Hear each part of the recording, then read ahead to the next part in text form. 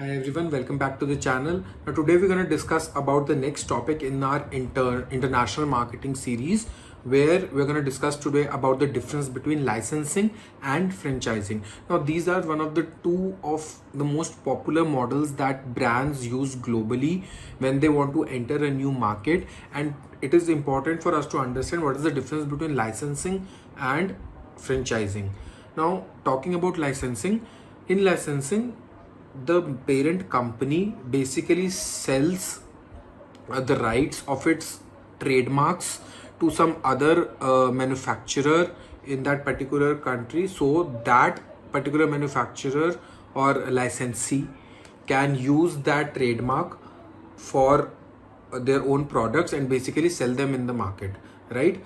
Now biggest example of this is brands like Calvin Klein and Disney, right? What they do is they sell the rights to use their brand name and brand logo and characters, right, to licensee companies who can then use their particular brand logos, characters on their products and sell them. Now for this, what the licensee does is they give them the fees, royalties to the parent company like Disney and Calvin Klein, and so the companies basically use this and they expand their horizons, and it is a much cheaper than franchisee model, but at the same time we'll discuss what all factors are there and what's the difference between the two. Now talking about the franchisee model, now in the franchisee model, the franchisor, that is the main owner of the brand, what they do is they give more than just the trademarks to the franchisee. They give the service rights, they give products, right, the operational rights, use of the brand logo. Lot of things are involved in this, because as you see, all the major brands, whether it's McDonald's, Burger King, brands like Bata, Jockey, every other brand has a franchisee model in India, where you will see that the owner of the shop is different, but that owner of the shop has given certain fees to the brand to use their brand signage, to sell their products as it is in their shop. That is why the look and feel of every brand is the same, brand store is the same, even though the owners are different. But that is how the franchisee model work. The franchisee has to basically comply with the company's norms for a lot of things, right? Only then they can open, that's in their agreement, right? Now coming down to that next step, ownership, right? Now the ownership of both, whether it's licensing or franchising, it's with the licensee and the franchisee, right? Because they have actually bought the rights, right? But the problem is the actual control over the product manufacturing, and that is not with the parent company, that's with the actual owner, right? So that becomes a disadvantage. In the same way, I think that is much more constrained in franchisee model, because in franchisee model you will see that brands are very much regulated, very strict about how the store will operate, how it will look, what it should have the exact signage, it should have number of staff, what will be the uniform, what will be the salaries, how the product will be placed, what will be the merchandising. A lot of factors are involved. That's why franchisee model is much more complicated, but brands have much more control over it rather than the licensing model. That's why licensing model, initially the investment is lesser than the franchisee model. Franchisee model, the initial investment for the franchisee is very high, because they have to comply with the brand regulations, only then they will get it. Otherwise brand can even strike that off and take the franchisee back from the franchisee if the compliance is not met in the future. That's the two things that are also involved in this. Other important thing that I personally think is very important is that in both models, the brand finds the way of expanding and leveraging on the local geography based on the licensor and the licensee and the franchisee. How?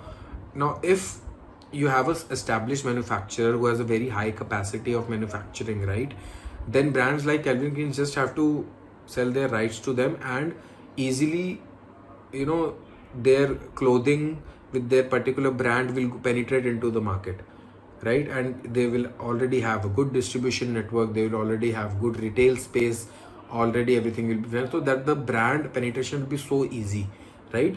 So that's why you will see that in licensing mostly two big players are involved of different countries or different spaces within the country also, but two big players are involved, the big brand and someone who has high manufacturing capacity, high distribution capacity, high retail conversion capacity, right? So two players are, so both are mutually benefiting. The license is benefiting by using the brand name, and the owner, the licensor, the big brand, they are benefiting by actually using already the existing resources and basically penetrating into the market.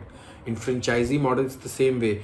In the franchisee model, it's much easier to handle things and give the rights to others and expand at a much faster rate rather than simply just opening company owned stores, because more and more company owned stores that you will have much more compliance, much more regulations, much more investment that you have to put in within a single store than the franchisee model. So owning a store is much more complicated and much more costly than providing the going the franchisee model. So that's why brands go to the franchisee model, because, and then again it has its own benefits, because then the franchisee uses the brand name to basically leverage upon it and sell the products and gain the profits out of it, the margins out of it, right? Also the product is authentic because it's coming directly from the brand, they are buying directly from the brand, right?